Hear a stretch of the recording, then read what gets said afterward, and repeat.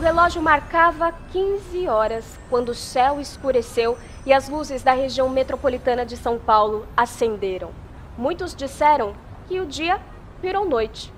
O fato é que uma frente fria avançava, porém, em poucas horas, informações de que a fumaça proveniente de queimada da região amazônica chegou a São Paulo, provocando a escuridão. O Somar em Pauta de hoje conta com a participação de especialistas para explicar melhor o que aconteceu naquela tarde.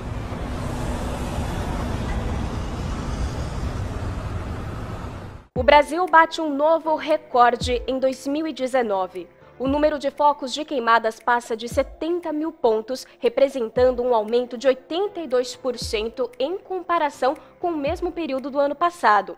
Mato Grosso é o estado líder em focos de incêndio, com 13.682 pontos contabilizados desde janeiro deste ano.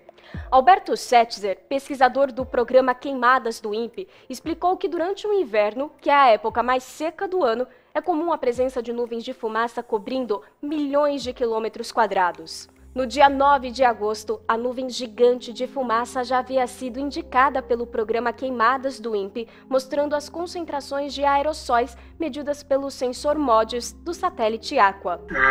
De um lado, não há dúvida nenhuma, estava ocorrendo transporte de fumaça de queimadas que vinham de regiões mais ao norte, principalmente na Amazônia brasileira, mas também um pouquinho do Peru, bastante da Bolívia e, em particular, de uma grande queimada bem no sul da Bolívia. Esta nuvem continuava presente no dia 18 de agosto. E no dia 19 de agosto, segunda-feira, queimadas muito extensas e densas, com frentes de fogo de 30 quilômetros, foram detectadas pelo INPE no sudeste da Bolívia, próximo à fronteira com o Brasil, propagando-se em direção ao estado de São Paulo. Na tarde de 19 de agosto, a frente fria vinda do sul se aproximou do litoral paulista. Então, para entendermos melhor as imagens de satélite, vamos conversar com o meteorologista Celso Oliveira. Celso, como foi o avanço e as características dessa frente fria? Bom, essa frente fria, na verdade, começou a atuar na capital paulista na tarde e noite do dia anterior. A gente precisa observar a atmosfera em profundidade. Os ventos, eles mudam de direção e intensidade à medida que a gente vai subindo na atmosfera. Então, eu trouxe aqui uma representação dos ventos na tarde do dia 19. Esse vento é mais ou menos a 5 km de altura, onde eles sopram justamente do interior da Bolívia, Paraguai e Mato Grosso do Sul na direção da capital paulista.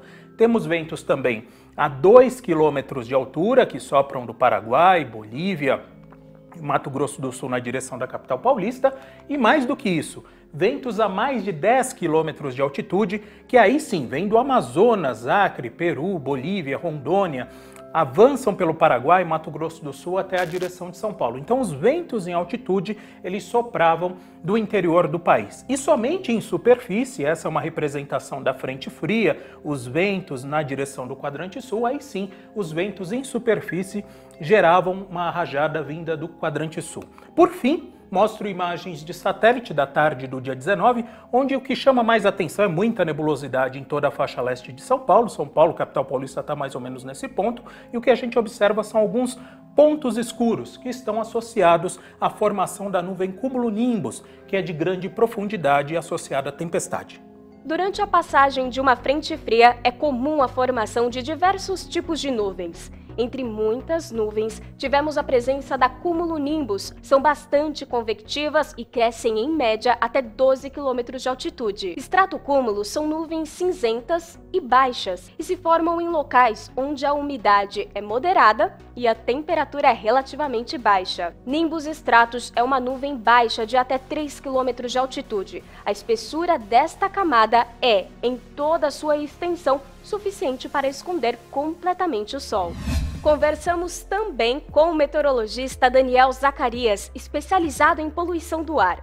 Ele explica que a fumaça de queimada é composta basicamente por CO, CO2, partículas totais em suspensão, vapor d'água, material particulado fino, material particulado médio em torno de 10 microns e um material particulado mais grosso em torno de 40 microns. Essas partículas chegam ao sudeste em altitudes muito elevadas, porque foram lançadas em altas temperaturas e, com isso, viajam nas correntes de vento mais fortes. Quando elas chegam aqui, elas já, embora elas sejam vistas pelo satélite, elas já estão muito mais diluídas do que nos seus locais de origem.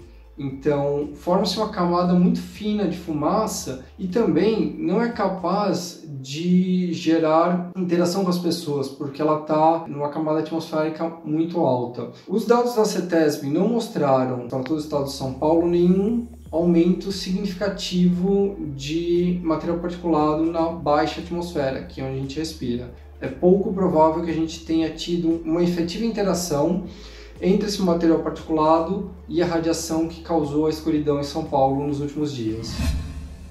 Agora a meteorologista Heloísa Pereira vai explicar como as nuvens são formadas pela presença de núcleos de condensação na atmosfera.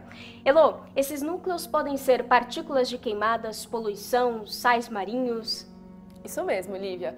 Pode ser tudo isso. Então, imagine que material particulado, fumaça, fuligem, até poeira suspensa na atmosfera vai servir como núcleo de condensação. É só a umidade encontrar essas partículas e se condensar sobre elas, aglomerar. E aí a gente possibilita a formação de nuvens. E o que significa essa imagem de satélite? Ali, olha, o fim de semana que antecedeu aquele céu muito escuro em São Paulo mostra que essa imagem teve uma queimada muito grande aqui sobre o norte do Paraguai. Então, olha a produção dessa fuligem, desse material particulado, dessa poluição que foi justamente em direção ao centro-sul do Brasil. No caminho, Lia, essa poeira, essa queimada ganhou altitude. Então, quando ela chegou pra gente, já estava nos mais altos níveis da atmosfera. É claro que a fumaça estava na atmosfera.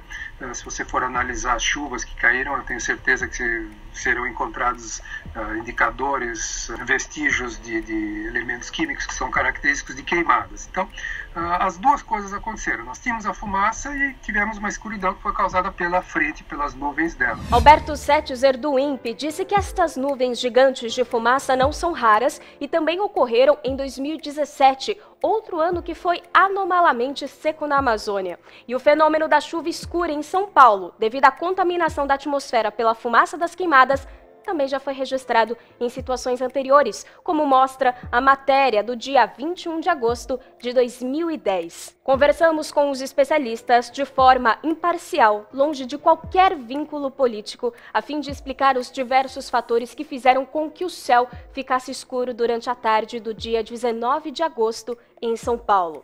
Comente e compartilhe este vídeo com os seus amigos. O Somar em Pauta fica por aqui. Até a próxima!